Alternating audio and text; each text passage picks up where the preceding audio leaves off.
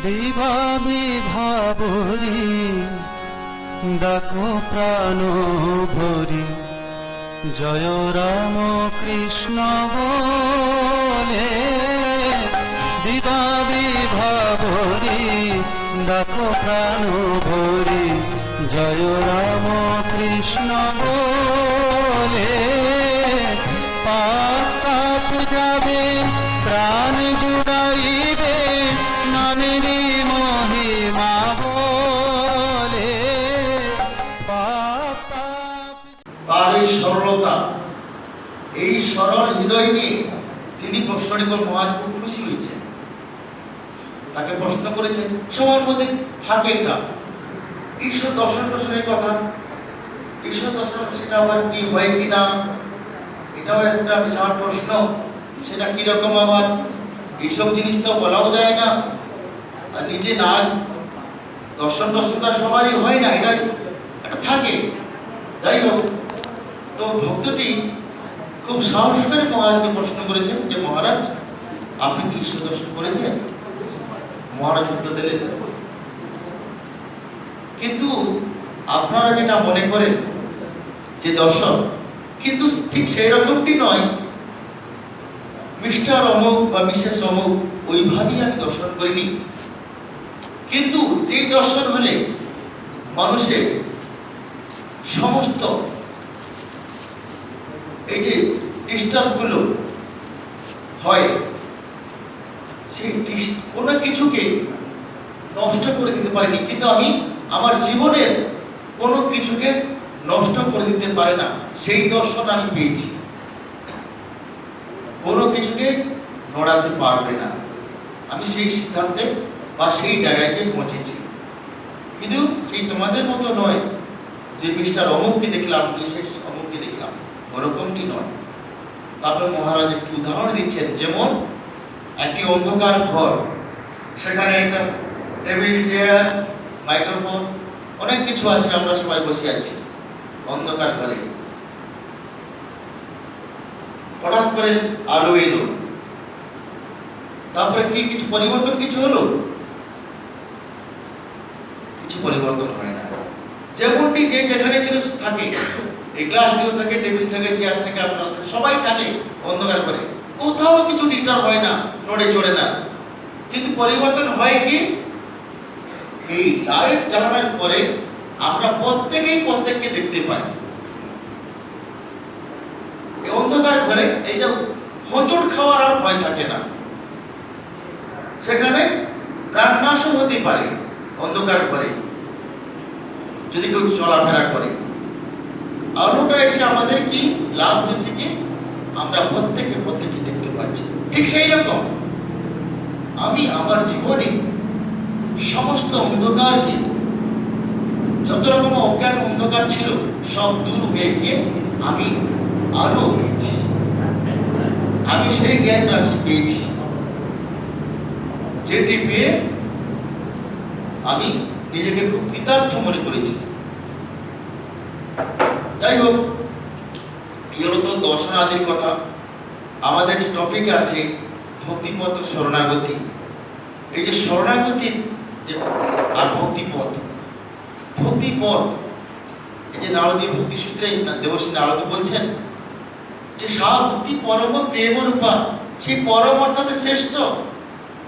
হয়তো আমরা মা তার ছেলেকে ভালোবাসেন, বন্ধু তার বন্ধুকে ভালোবাসে, ইভেন তার বন্ধুর জন্য জীবনও দিয়ে দিতে পারে। কিন্তু দেখা যায় সেখানেও কোনো না কোনো স্বার্থ থেকে যাচ্ছে। মা ঠিক ছেলেকে ভালোবাসেন সত্যি, সেখানেও 1% হলেও কিছু স্বার্থ থেকে যাচ্ছে। কিন্তু ভগবানের প্রতি যে ঐকান্তিক ভালোবাসা, অপরিসীম ভালোবাসা, সেখানে কিন্তু কোনো স্বার্থদ্বন্দ্ব থাকে না, দেনা পাওনার ব্যাপারটি থাকে না, লাভ লোকসানের ব্যাপার থাকে না, কোনো দোকানদারি সেখানে চলে না। আমি শুধু ভালোবাসার জন্যই ভালোবাসবো। আত্মস্থানজি মহারাজ একবার বলেছিলেন কথা প্রসঙ্গে, এই ভগবত দর্শন নিয়ে যখন উঠলো, বলছি তার নাম করবো না তো কার নাম করবো? তাকে ভালোবাসি তাই তার নাম করি, আমার ভালো লাগে তার নাম করতে সকালে উঠে। তার নাম না করলে আমার সারাটা দিন ভালো যায় না। তিনি ছিলেন ব্রাহ্মণ পরিবারের, ছোট থেকে পৈতের সময় তার যে কুলগুরু এটা মন্ত্র দিয়েছিলেন, গায়ত্রী মন্ত্র, সেই মন্ত্রটি জপ করতেন। যাই হোক, তিনি বলছেন তাকে ভালো লাগে। সুতরাং ভালো লাগলে তার প্রতি আমাদের প্রেম হয়, ভালোবাসা উৎপন্ন হয়, তখনই গিয়ে আমরা তাকে ভালোবাসতে পারি। এবার আবার এই যে ভক্তি পথ, এর পথ আছে, সোপান, সিঁড়ি। যেতে গেলে, তার কাছে যেতে গেলে বিভিন্ন রকম মার্গ থাকে, রাস্তা থাকে, সোপান, তার সোপান দিয়ে আমাদেরকে যেতে হবে। সোপানগুলো কি? যোগ, চারিটি যোগ আছে। ভগবানকে পেতে গেলে চারিটি যোগ আছে। কি? কর্মযোগ, জ্ঞান যোগ, ভক্তি যোগ আর রাজযোগ। প্রথম হলো কর্মযোগ, নিষ্কাম কর্ম। উপায় হলো এখানে নিষ্কাম কর্ম করা। আর উদ্দেশ্য কি? তাকে পাওয়া। নিষ্কাম কর্ম করলে কি হয়? চিত্ত শুদ্ধি হয়। শুধু চিত্ত শুদ্ধি হয়ে যাবে না। স্বামী বিবেকানন্দের নিজের কর্মযোগ, তিনি বলছেন শিব জ্ঞানে জীব সেবা। সেই শিব জ্ঞানে জীব সেবা করেও আমাদের সেই পরম ঈশ্বরকে আমরা পেতে পারি। কিন্তু সেটা করলেই হয়, সেখানে কিন্তু নিষ্কাম করতে হবে, নিষ্কাম ভাবে করতে হবে, কোনো কামনা বাসনা রহিত হয়ে করতে হবে। সেখানে কোনো স্বার্থ থাকবে না, বাসনা থাকবে না, তবেই কি আমাদের চিত্ত শুদ্ধি হবে।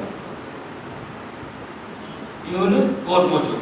কর্মযোগের উপায় হলো কি? উপায় হলো এই নিষ্কাম কর্ম করা, চিত্ত শুদ্ধি।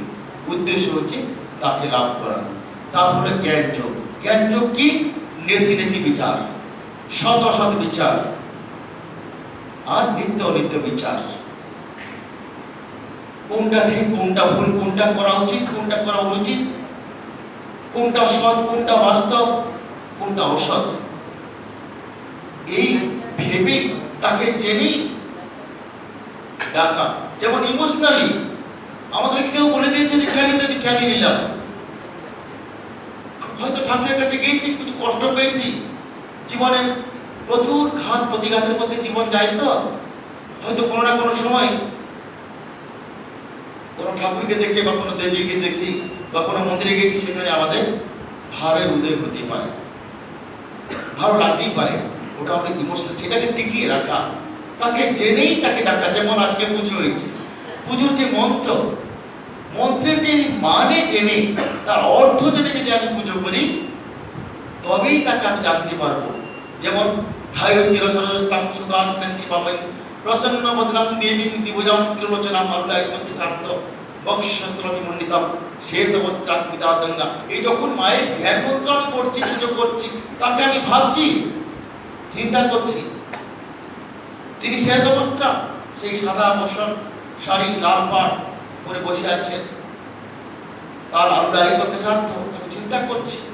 এই যে এগুলোকে বলে জ্ঞান মিশ্রিত ভক্তি, তাকে জেনেই তাকে ডাকা, নাহলে সে শুকনো ভক্তির কোনো লাভ হয় না। সুতরাং এই যে জ্ঞান যোগ, নেতি বিচার, কোনটা ঠিক, কোনটা ভুল, কোনটা বাস্তব, কোনটা অবাস্তব, সৎ অসৎ বিচার। তারপরে হলো রাজযোগ। রাজযোগে ইন্দ্রিয় সংযমের ব্যাপারটি আসছে। সমস্ত ইন্দ্রিয় সংযম করা,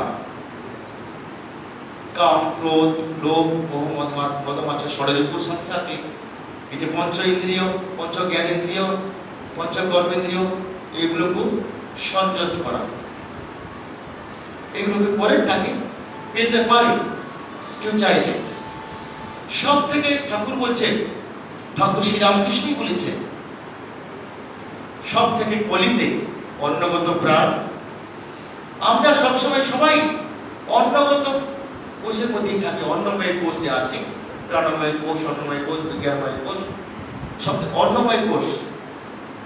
আমাদের মনটা সেই পর্যায়ে যায়নি, আমরা বেদান্তের কথা বুঝতে পারি না। তাই ঠাকুর বলছেন ভক্তি পথই হলো শ্রেষ্ঠ পথ। এইটি হলো সার্বজনীন পথ। এইটি হলো চোর, ডাকাত, দস্যু, পণ্ডিত, জ্ঞানী সবারই পথ। ভক্তি পথ, পরাভক্তি চাই। প্রথমে এই গৌণী ভক্তি, গৌণী ভক্তি থেকে তারপরে যত রকম ভক্তি আছে, সব থেকে শ্রেষ্ঠ ভক্তি হলো পরাভক্তি। পরাভক্তি প্রাপ্ত হলে তখন আর কিছু থাকবে না সেখানে। আমি কোনো কিছু চাই না সেখানে। বলছে ন আশ্রয়া অনন্যা, ন এসে ত্যাগ অনন্যা, অন্য কিছু নয়।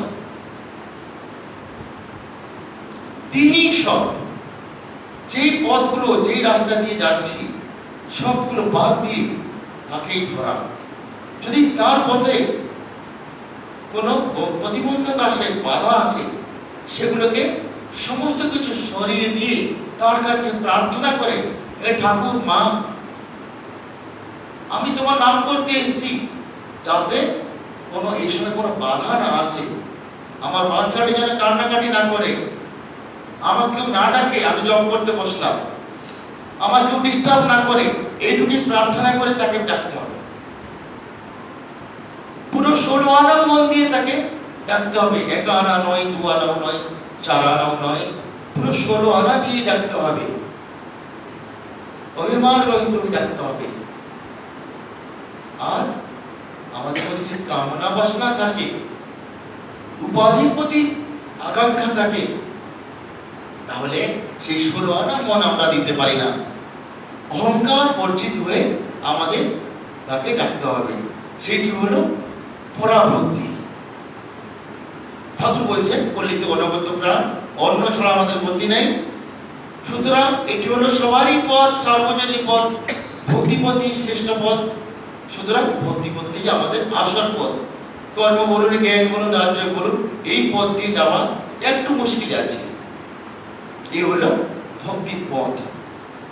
তারপরে আলোচনা আমরা করব শরণাগতি। শরণাগতি ব্যাপারটা কিন্তু হয়তো সোজা নয়, কিন্তু খুব কমপ্লিট সারেন্ডার না হলে তার কাছে পূর্ণ শরণাগতি তাকে কিন্তু আমরা পেতে পারি না।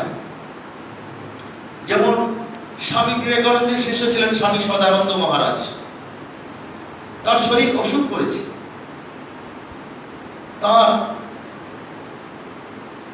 যে আত্মীয়, ভাই, বন্ধু, তারা হয়তো মনে করছেন আমরা না থাকলেই সদানন্দ মহারাজকে কেউ দেখবে না, আমরা আছি বলে তার সেবা করতে পারছি।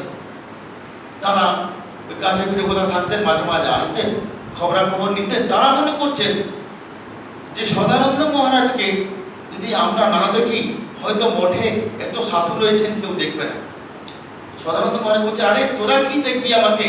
আমাকে স্বয়ং স্বামীজি মাথার উপরে করে রেখেছেন, তোরা কি দেখতে কিন্তু জানেন? তার একবার খুব শরীর অসুখ করেছিল। তিনি, তার খুব পায়খানা হচ্ছে, বিছানা টিছানা সব নোংরা হয়ে যাচ্ছে, সেবক আছে, কিন্তু তারই খারাপ লাগছে। সেবক, তার যে সেবক ছিলেন, সেবক মহারাজকে বলছেন, ব্রহ্মচারী মহারাজ, তিনি তার যে সমস্ত এই নোংরা বর্জিত জিনিস, এগুলো পেপার নিয়ে, যেই পেপারে স্বয়ং সরস্বতীর বাণী লেখা আছে, সেই পেপার দিয়ে পরিষ্কার করতে উদ্যত হয়েছে একটুখানি। তো সাধারণত মা তাকে থামতে বলছে, থাম থাম থাম, ওই পেপারগুলো দিয়ে তুই আবার নোংরা পরিষ্কার করবি? যে করছে। মা সরস্বতীর বন্দনা রয়েছে, ওগুলো মা সরস্বতীকে অশ্রদ্ধা করা হবে ওই পেপার দিয়ে আবার যদি নোংরা পরিষ্কার করা হয়। দরকার নেই। ওই স্বামী বিবেকানন্দ যে বাণী রচনা আছে, সেই বাণী রচনাগুলো নিয়ে আয়, ওই বাণী রচনার যে পাতাগুলো দিয়ে আমার এগুলো পরিষ্কার করো। হয়তো আমরা ভাবি স্বামী স্বামী বিবেকানন্দের বাড়ি রচনাকে দিয়ে মহারাজ বলছেন পরিষ্কার করতে তো স্বামীজি যশোদা করা হয়। ব্যাপারটি তাই নয়। তার শিষ্য ছিলেন, স্বামী বিবেকানন্দের শিষ্য। স্বামীজি খুব ভালোবাসতেন সদানন্দ মহারাজকে। তিনি বলছেন তার লেখা, তার বাণী পাতা দিয়ে যদি আমার নোংরা পরিষ্কার করানো হয় তাতে তিনি আমার দোষ দিবেন না, তিনি আমাকে ক্ষমা করে দিবেন। তিনি আমাকে অত্যন্ত ভালোবাসেন।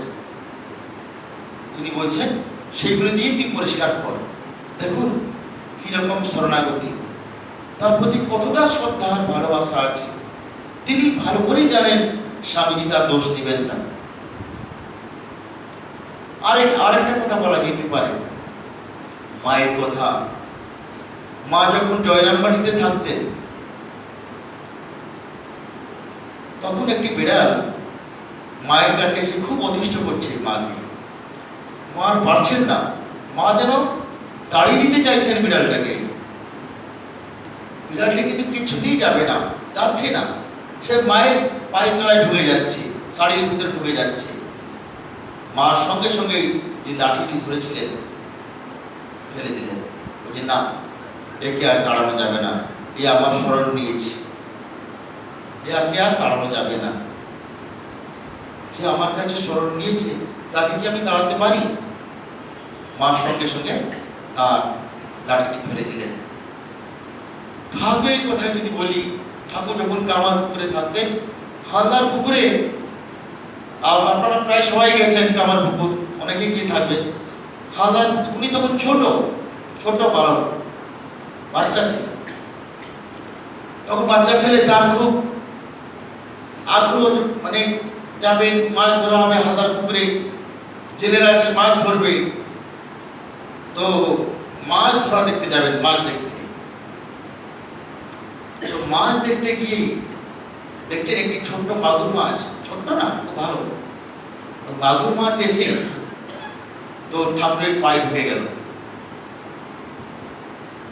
সবাই অবাক, সেই মাগুর মাছ ধরতে গিয়ে এদিকে কত সংগ্রাম করতে হচ্ছে। সেখানে মাগুর মাছ ধরা তো সোজা নয়, কিন্তু সেই মাগুর মাছটি ঠাকুরের পায়ে গিয়ে শরণ নিয়েছে, আশ্রয় নিয়েছে। তো ঠাকুর কি করলেন? সেই মাগুর মাছটিকে ধরে নিয়ে এসে অন্য একটি দিঘিতে ছেড়ে দিলেন। সবাই কিন্তু এই বালক গদাইকে বকাবকি করছে, তুমি মাছটাকে ছেড়ে দিলে, সকাল থেকে এসে আমরা কত খাটাখাটি করছি মাছ ধরার জন্য, এই মাগুর মাছ ধরা তুমি সোজা? বলছে দেখ, ঠাকুর তখন ছোট্ট বাচ্চা ছেলে, সে এসে আমার কাছে আশ্রয় নিয়েছে, তাকে কি আমি মারতে পারি? তাকে তিনি পূর্ণ আশ্রয় দিলেন। একটি খুব বুদ্ধিমান মাছ ছিল, তার কিন্তু খুব বুদ্ধিমান। জেলেরা আসে রাত্রে, কথা তাদের আলোচনা হচ্ছে সকালে এসে ওরা মাছ ধরতে যাবে। তো সবাই ভাবছি মাছগুলো ধরে নিয়ে যাবে। একে জিজ্ঞেস করছে তুমি কি করবে? তুমি বাঁচবে তো? বলবে, মাছটি বলছে, যে বুদ্ধিমান মাছটি বলছে, হ্যাঁ তারা আসুক, জাল ফেলতে আসবে, আসুক, কিন্তু সেই জাল থেকে বেরিয়ে যাওয়ার রাস্তাটিও আমি জানি, কি করে বেরিয়ে যাওয়া যায়। তো যখন জেলেরা এসে মাছ ধরেছে, সে যে বুদ্ধিমান মাছটি সেই জাল দিয়ে লাফিয়ে পালিয়ে গেছে, তাকে বলে মুক্তজীব। কিছু কিছু ঠাকুরের কথাই আছে, কথাটিতে দেখবেন মুক্তজীব। তারা কিছু কিছু মাছ থাকে, জাল ফেরা মাত্রই তারা জাল থেকে বেরিয়ে চলে যায়। সেই সব মাছগুলি ধরা খুব কষ্ট। সুতরাং সেই মাছটি বলছে, যদি আমাকে ধরে ফেলে, আমি গিয়ে তার কাছে আশ্রয় নেবো, তার পায়ের কাছে। তার পায়ের কাছে যদি আমি আশ্রয় নিই, আমাকে কিসে মেরে ফেলবে? পারবে না। চিন্তা করুন। আমরা যদি গিরিশ ঘোষের কথা বলতে চাই, আমরা সবাই জানি গিরিশ ঘোষের ক্যারেক্টার। তিনি এই নাট্যে অভিনয় করতেন। হ্যাঁ, তিনি একজন মাতা ছিলেন ঠাকুরের কাছে আসার আগেই। গিরিশ ঘোষকে ঠাকুর বলছেন, গিরিশ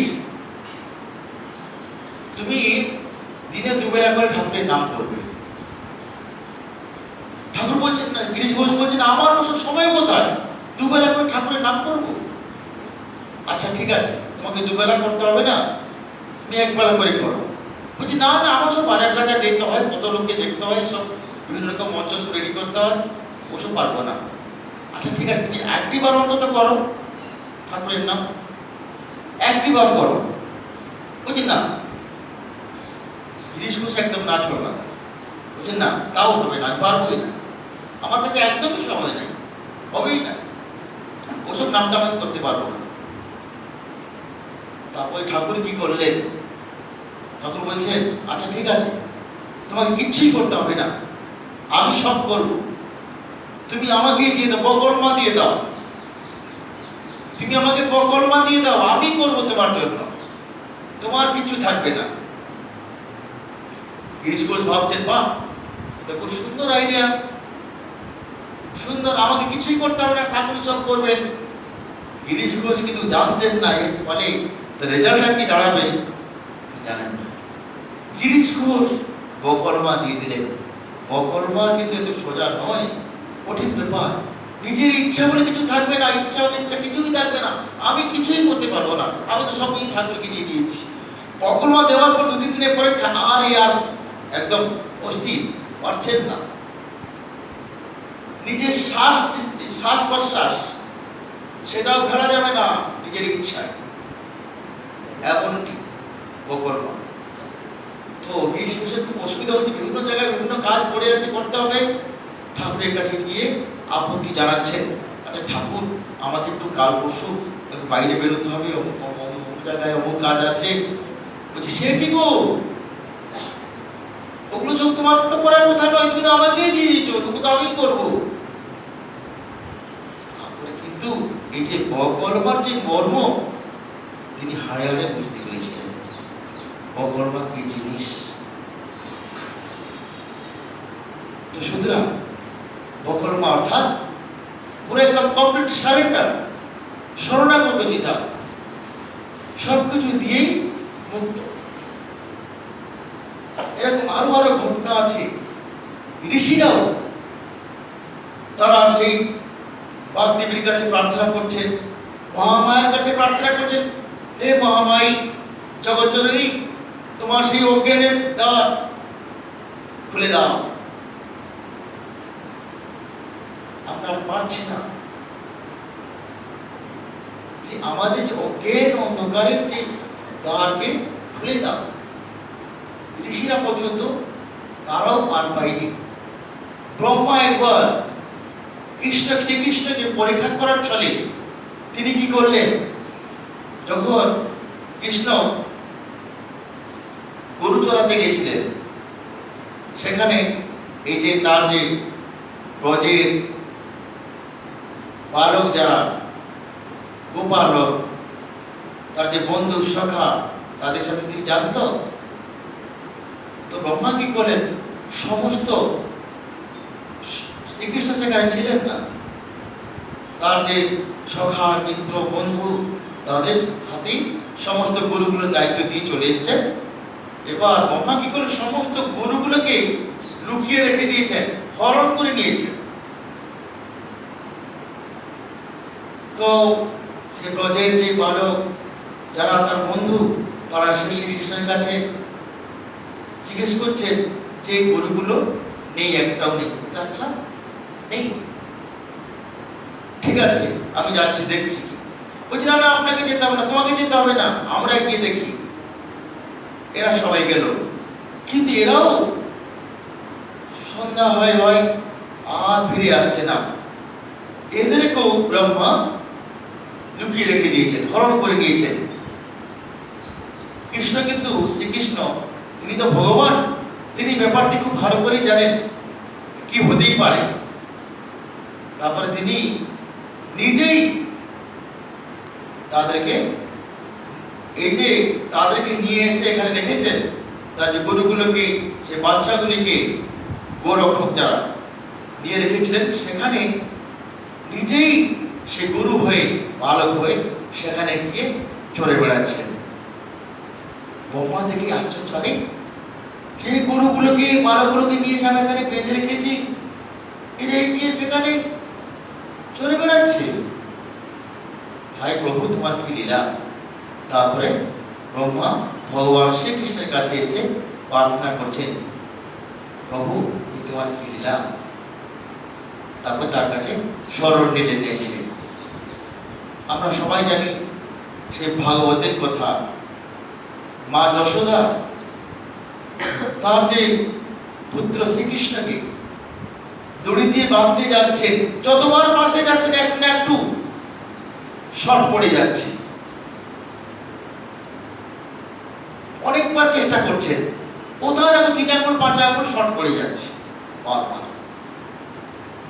তখন আশ্চর্য হচ্ছে, তখন নিরাশ হয়ে বসে তাকে প্রার্থনা করছেন, কাঁদছেন, বলছি প্রভু তুমি কে হে, কেন তোমাকে আমি মানতে পারছি না, বলো তুমি কে, তোমার স্বরূপের পরিচয় দাও। প্রভু নিজেই এসে ধরা দিলেন তার কাছে। তারপরে যখন তার অহংকার চলে যাচ্ছে, যখন সে তার আশ্রয় নিচ্ছে, তখনই এসে কিন্তু প্রভু কিন্তু ধরা দিচ্ছেন। তার আগে পর্যন্ত না। ঠাকুরের প্রিয় ভক্ত ছিলেন সুরেন্দ্রনাথ মিত্রি, খুব ধনী ভক্ত। ঠাকুরের কাছে এলে কিছু না কিছু ঠাকুরের কাছে নিয়ে আসতেন।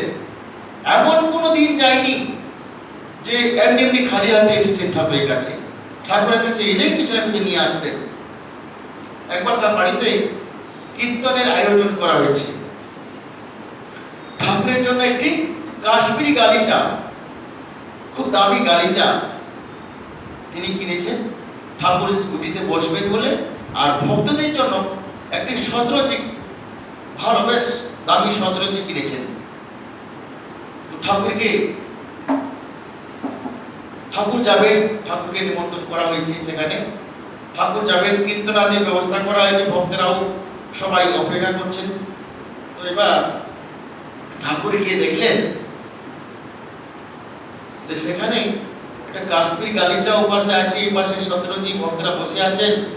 ঠাকুর কিন্তু সেই কাশ্মীরি গালিচার উপরে বসেননি, যেখানে ভক্তরা বসেছিলেন সেই শতরঞ্জিতে গিয়ে বসলেন। তখন কিন্তু লক্ষ্য করছেন ওই দিক থেকে তার যে প্রিয় ভক্ত, তার রসদার সুরেন্দ্রনাথ মিত্র, তিনি বলছেন ঠাকুর ওইটি আপনার জন্য পাতা আছে, এই কাজ বলছি না না আমি এখানটাই বসবো। ঠাকুরের জন্য একটি বেশ দামি মালা কিনেছেন, বেশ দামি মালাটি ঠাকুর পরবেন বলে। যখন মালাটি নিয়ে এসে ঠাকুরকে পরাতে যাচ্ছে, ঠাকুর সেটি নিলেন।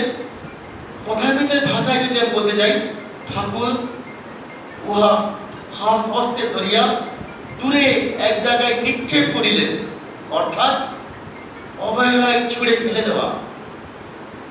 সেই মালাটি, দামি মালাটি না পরে তিনি দূরে ছুঁড়ে ফেলে দিচ্ছেন।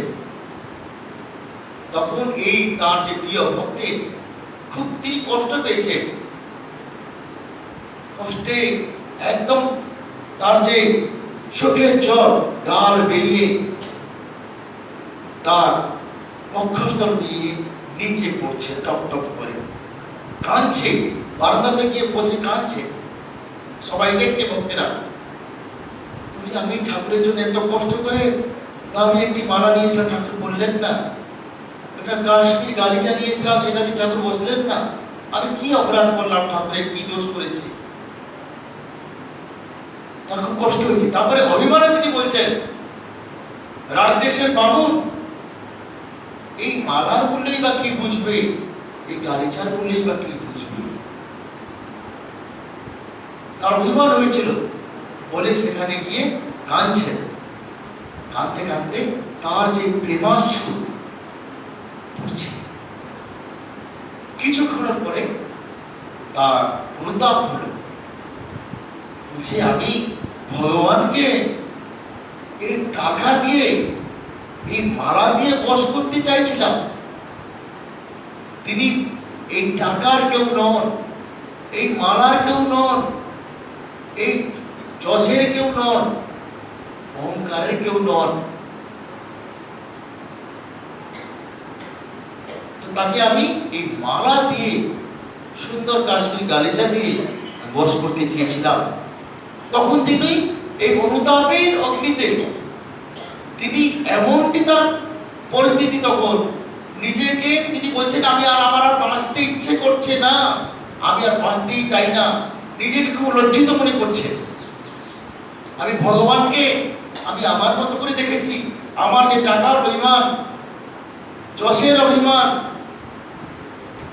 তিনি এই মান যশের কেউ নন, টাকার কেউ নন। তিনি, তার কি বসনের অভাব আছে? তার কি ভূষণের অভাব আছে? তার কিসের অভাব?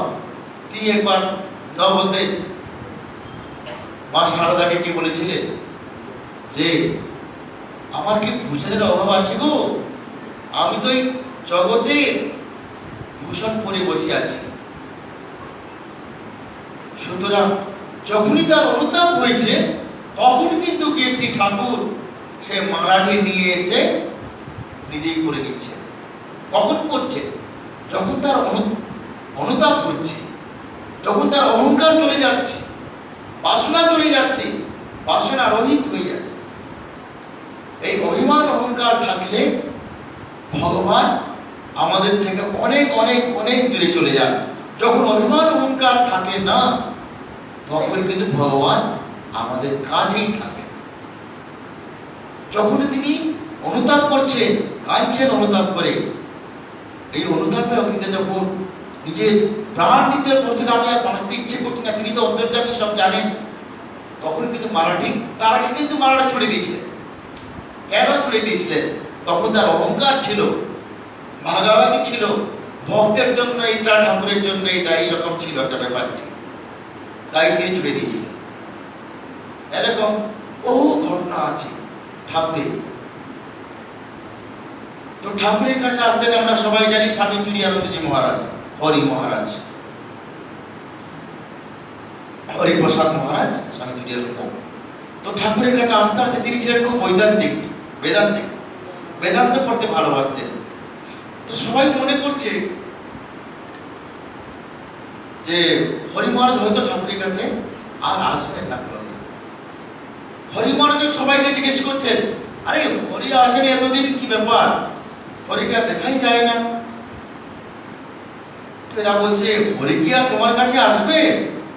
সে এখন বেদান্ত চর্চা করে, বেদান্ত মঠে যায়, সে এখন বেদান্তিক হয়ে গেছে, তোমার এইসব কথা শুনতে আসবে কেন? ঠাকুর শুনলেন, শুনে চুপ করে আছে।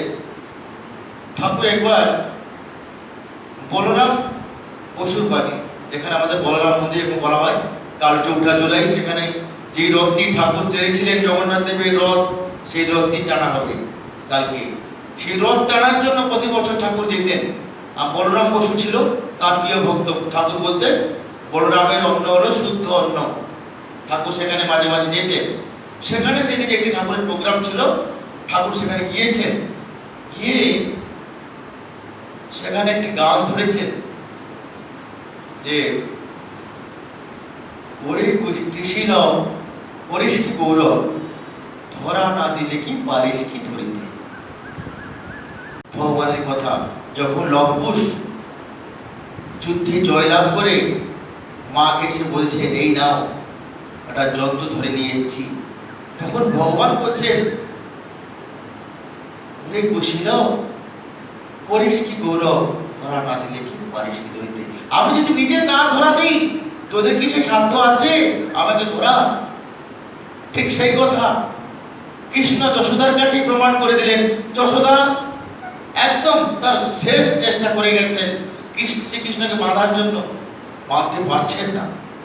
যখন তিনি তার কাছে শরণাগত হচ্ছেন, তুমি কে হে ভগবান, তোমার স্বরূপের পরিচয় দাও, আমি বুঝতেই পারছি না, কেন তোমাকে বাঁধতে পারছি না। তখন এসে কিন্তু তার পরিচয় দিচ্ছেন বা ধরা দিচ্ছেন। তার আগে পর্যন্ত আমাদের যদি অহংকার থাকে, অভিমান থাকে, উপাধির আকাঙ্ক্ষা থাকে, হবে না। ঠিক এমন সময় ঠাকুর যখন এই গানটি করছেন, এমন দেখুন ঠাকুরের কি ইচ্ছে, ঠিক সেই সময় তখন তুরীয়ানন্দজি মহারাজ দেশ বিদেশে তখন ঘুরছিলেন বহু জায়গায়। সেই দিনই বলরাম বাবুর বাড়িতে তিনি এসেছেন, পেছন থেকে শুনছেন যেন এই গানটি আমার জন্যই ঠাকুর গাইছেন। তার চোখ দিয়ে জল পড়ছে, তার মনে হচ্ছে যেন আমার জন্যই আমি এসেছি বলে ঠাকুর এই গানটি ধরলেন। যে আমি যদি, কারো ইচ্ছে ছিল ঠাকুরকে দেখা, যে আমি যদি ধরা না দেই তাহলে তোর কিসে সাধ্য আছে আমাকে ধরা।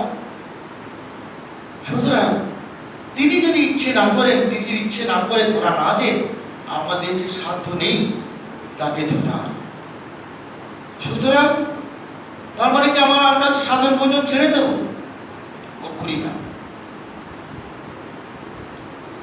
সাধক হচ্ছে সাধক সাধনেন সিদ্ধি প্রাপ্নতি। সাধক হচ্ছে সাধনের দ্বারা সিদ্ধি লাভ করে সিদ্ধা হবেন, ভগবানকে পাবেন। কিন্তু এই যে তার যে শরণাগতি ভাব যদি না থাকে, তার মনের মধ্যে যদি অহংকার থাকে, অভিমান থাকে, মান যশের আকাঙ্ক্ষা থাকে, টাকার প্রতি থাকে, অহংকার থাকে, ধন্দলের প্রতি অহংকার থাকে, উপাধির প্রতি থাকে, যে আমি এত বড় একজন ম্যাজিস্ট্রেট, আমি এত বড় একজন ডাক্তার, এত বড় একজন সায়েন্টিস্ট, আমি বাঙালি, সে বিহারি, এইসব ভাবই থাকে, আমরা কোনোদিনই তার কাছে যেতে পারবো না। তার কাছ থেকে আমরা অনেক অনেক অনেক দূরে থাকবো। এরপরে আরো আছে বহু দৃষ্টান্ত, এরকম আছে যে শরণাগতি দৃষ্টান্ত। ঠাকুর এই ১৫০ বছর আগের কথা, ঠাকুর নিজেই তার জীবন দিয়ে দেখিয়ে দিয়ে গেছেন। সম্ভব, নিশ্চয়ই সম্ভব, তাকে পাওয়া সম্ভব যদি আমরা আমাদের মন থেকে সমস্ত বাসনা, কামনা বাসনা, অহংকার, এই যে কাম, ক্রোধ, লোভ, মোহ, মদ, মাশ্চর্য আর মদ, এই দুটো জিনিস, অহংকার আর কাম কার্য, খুব সাংঘাতিক ব্যাপার। তিনি কিন্তু তার জীবন দিয়ে দেখিয়ে দিয়ে গেছেন এগুলো সম্ভব। যদি মানুষ চেষ্টা করে নিশ্চয়ই পারবে, কেন পারবে না? সুতরাং আমাদের সবসময় মনে রাখতে হবে যে আমরা যতই সাধন ভোজন করি না কেন, আমাদের তার কাছে প্রার্থনা করতে হবে, প্রভু তুমি আমাকে দিয়ে করিয়ে নাও, আমি কিছুই জানি না। সরল মনে আমি দাস, তুমি প্রভু, আমি তোমার সেবক, আমি তোমার পূজক, আর তুমি হচ্ছ সেই অন্তর্যামী সচ্চিদানন্দ স্বরূপ। তুমি আমাকে দিয়ে করিয়ে নাও, আমার কোনো সাধ্য নাই। আমাদের প্রত্যেকেরই জীবনে এরকম ঘটে থাকে। যখনই আমরা অহংকার করে থাকি তখন কিন্তু আমরা সাকসেস হই না, সফল হই না। যখনই আমাদের অহংকার চলে যায়, যখনই আমরা একটুখানি হলেও ভগবানকে ডাকি, ঠাকুর এটা পারছি না, তুমি করিয়ে দাও, হচ্ছেই না, যখনই পুরো একদম ব্যাকুল হয়ে প্রার্থনা করি, তখনই কিন্তু কাজটা খুব সুন্দরভাবে হয়ে যায়। আমাদের প্রত্যেকের জীবনে এরকম ঘটে থাকে। সুতরাং এরপরে আরেকটি ছোট্ট একটা কথা বলি, ঠাকুরের গল্প বলি, আমি আমার বক্তব্য শেষ করব। ঠাকুরের কথা, পিতের কথা। ঠাকুর বলছেন একদল মাতাল ছিলেন, একদল মাতাল, তারা খুব করে নেশা করেছে, মদ খেয়েছে, নেশায় একদম হাবুডুবু খাচ্ছে। তখন এই পূর্ণিমা রাত, চাঁদের রাত, তখন তারা নেশার ঘুরে কেউ তাদের মধ্যে দেখলো একটা দিঘি আছে, সেখানে দিঘিতে একটি নৌকো বাঁধা আছে। তো সবাই তখন নিজেদের মধ্যে বলা বলি করছে, চলো আমরা নৌকো বাই। সবাইকে এই যে পূর্ণিমা রাত, চাঁদের রাত, নৌকো বাইতে গেছে। সারা রাত ধরে নৌকো বাইছে, সারা রাত ধরে নৌকো বাই যাচ্ছে। তখন প্রায় সকাল হয়, নেশাও একটু করে কাটছে, হ্যাঁ, কিন্তু যখন সকাল হলো, যখন একদম নেশা কেটে গেল, তখন সে দেখছে তারা নৌকোটি একটু এগোয়নি। তার নৌকোটি কোথায়? যেখানে ছিল সেখানেই আছে। সারা রাত কিন্তু পেয়ে যাচ্ছে, নৌকো পাইছে তারা সারা রাত, কিন্তু নৌকোটি যেখানেই ছিল সেখানেই আছে। সুতরাং আমাদের এই নোংরগুলো, নোংর অর্থাৎ অহংকার, অভিমান, অহংকার অভিমান যদি আমাদের মধ্যে থেকে না যায়, আমাদের মনে যদি সেই কামনা বাসনা থাকে, কামনা বাসনা রহিত হয়ে যদি আমরা তাকে না ডাকি, আর উপাধির প্রতি যদি আমাদের লোভ থাকে, অহংকার থাকে, তাহলে আমরা তার থেকে অনেক দূরে। ঠাকুরের একটি গান আছে, এক আনাও নয়, দু আনাও নয়, 16 আনা মন দিয়ে তাকে ডাকতে হবে। কোথাও না কোথাও একটু আমার থেকেই যাচ্ছে।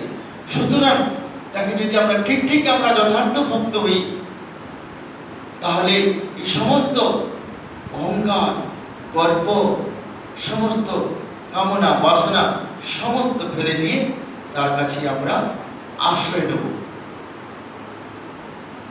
যতই আমরা অনুষ্ঠান করি, দেখবেন হয়তো এই 10 বছর আগে যত অনুষ্ঠান না হতো, এখন যদি আমরা দেখতে যাই প্রত্যেক জায়গায় প্রচুর অনুষ্ঠান হচ্ছে, প্রচুর ভক্ত সংখ্যা বেড়েছে। এগুলো কি সাধন ভোজনের এক একটা পার্ট, ধর্মের একটা অঙ্গ? ধর্মের একটি অঙ্গ আমি বলতে পারি। সেদিন বলবো, যদি আমরা প্রত্যেকেই তার কাছে এই সমস্ত অহংকার, সমস্ত গর্ব, সমস্ত এই উপাধি, অহংকার, অভিমান, বাসনা, কামনা সমস্ত ফেলে দিয়ে তার কাছে আমরা যেতে পারি, ভক্তের মতো ভক্ত হতে পারি, যথার্থ ভক্ত হতে পারি, তবেই গিয়ে আমি বলবো এগুলো সত্যি সত্যি এক একটি ধর্মের অঙ্গ। যদি আমাদের সমস্ত অনুষ্ঠান করছি, কত ভক্তদেরকে ডেকে খাওয়াচ্ছি, মহারাজদেরকে ডাকছি, কিন্তু আমাদের আধ্যাত্মিক উন্নতি, যে স্পিরিচুয়াল প্রোগ্রেস, সেটা হচ্ছে না কেন? একটা মানুষকে দেখলেই আমরা বুঝতেই পারি কতটা তার আধ্যাত্মিক উন্নতি হচ্ছে। দর্শনের কথা বাদ দিন, যখন দেখবেন একটা মানুষকে দেখে আপনি আনন্দ পাচ্ছেন, সে নিজের কথা কিছু চিন্তা করছে না, সবসময় অপরের কথা ভাবছে, তার মধ্যে লেশ মাত্র স্বার্থ নেই, আর কোন অহংকার নেই, সে যেন অপরের জন্য নিজের প্রাণ পর্যন্ত বিসর্জন করতে চাইছে যতদিন সে বেঁচে আছে। স্বামী বিবেকানন্দ তার এই মাইসুরের রাজাকে লিখছেন, তার পত্রে চিঠি লিখছেন, O my noble prince, this life is so too short, those who lives for others, they live alone, who lives for others, rest are dead than alive. যারা অপরের জন্য বাঁচে তারা যথার্থভাবে বাঁচে, বাকি যারা নিজের জন্য বাঁচে তারা বেঁচে থেকেও মৃত সমান। সুতরাং আমরা যতদিন আমরা জানি কেউই আমরা চিরস্থায়ী নই, আমরা ক্ষণস্থায়ী। আমাদের জীবন মাত্র 2 দিনের জীবন, আমাদের সবাইকে চলে যেতে হবে। সুতরাং এই যাওয়ার আগে আমরা একটা দাগ কেটে দিয়ে যাব, দাগ রেখে দিয়ে যাব। একটা দেওয়ালে যদি প্রত্যেকেই দাগায়, দেওয়ালটা তো নোংরা হয়ে যাবে, কিন্তু স্বামী যদি দাগিয়ে দিয়ে গেছেন, সেই দাগের উপরেই দাগ কাটতে হবে, তবেই হবে।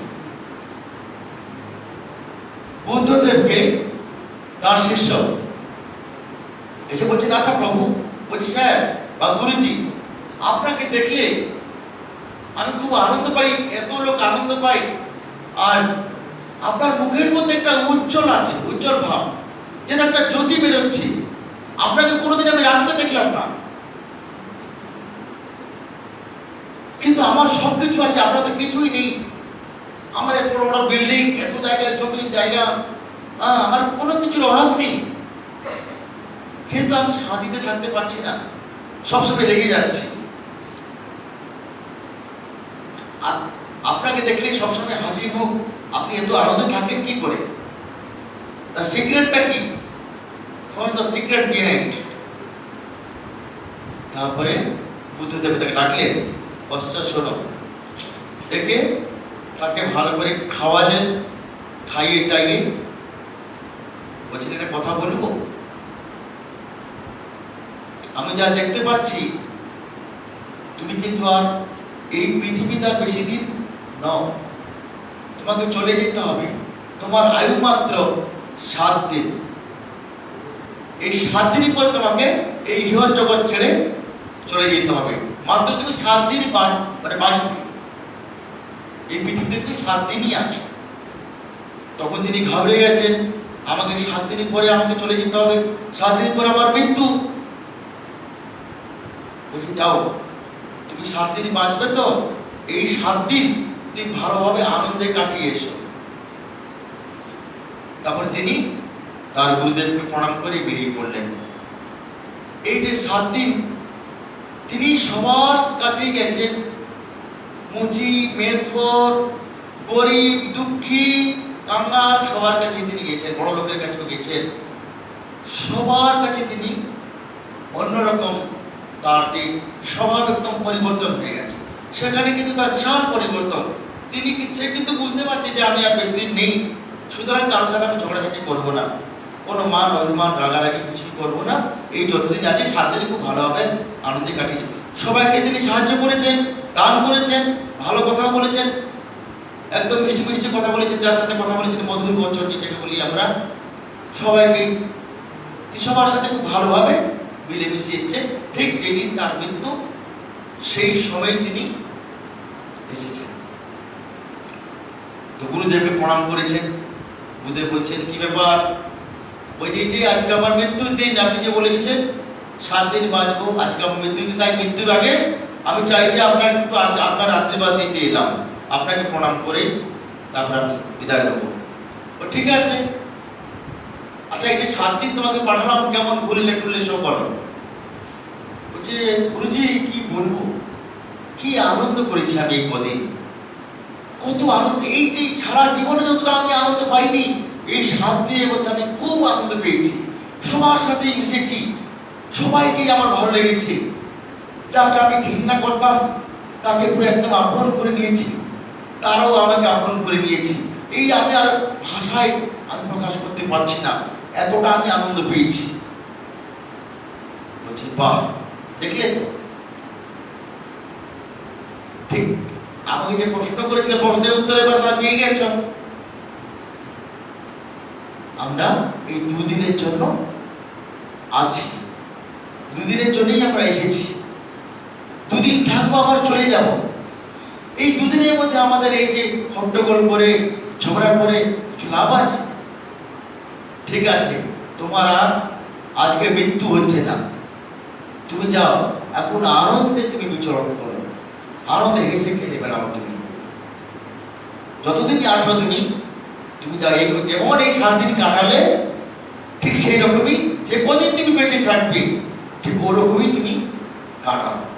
তারপরে খুব আনন্দে তার গুরুদেবকে প্রণাম করে বেরিয়ে পড়লেন। ঠিক সেই রকমই আমরা সবাই 2 দিনের জন্য এসেছি। কেউই আমরা ডাক্তার বলুন, ইঞ্জিনিয়ার বলুন, মহারাজ বলুন, ঋষি বলুন, কেউই আমরা চিরস্থায়ী নয়, সবাইকেই চলে যেতে হবে। কিন্তু যে কদিন আমরা বেঁচে থাকবো, মানুষের মতো মানুষ হব, যথার্থ মানুষের মতোই বেঁচে থাকবো, আর সবসময় চেষ্টা করব কিছু ভালো কাজ করার।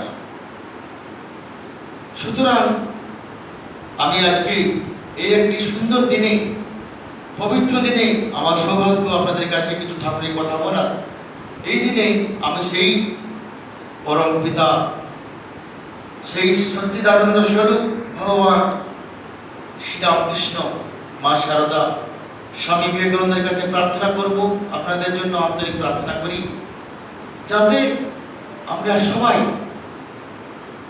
তার উপযুক্ত ভক্ত বা শিষ্য হয়ে যথার্থ শরণাগত হতে পারি। এই সমস্ত অহংকার অভিমানকে দূরে ফেলে দিয়ে তার যথার্থ শরণাগত হতে পারি। এই বলি আমার সংক্ষিপ্ত বক্তব্য শেষ করলাম। সবাইকে নমস্কার।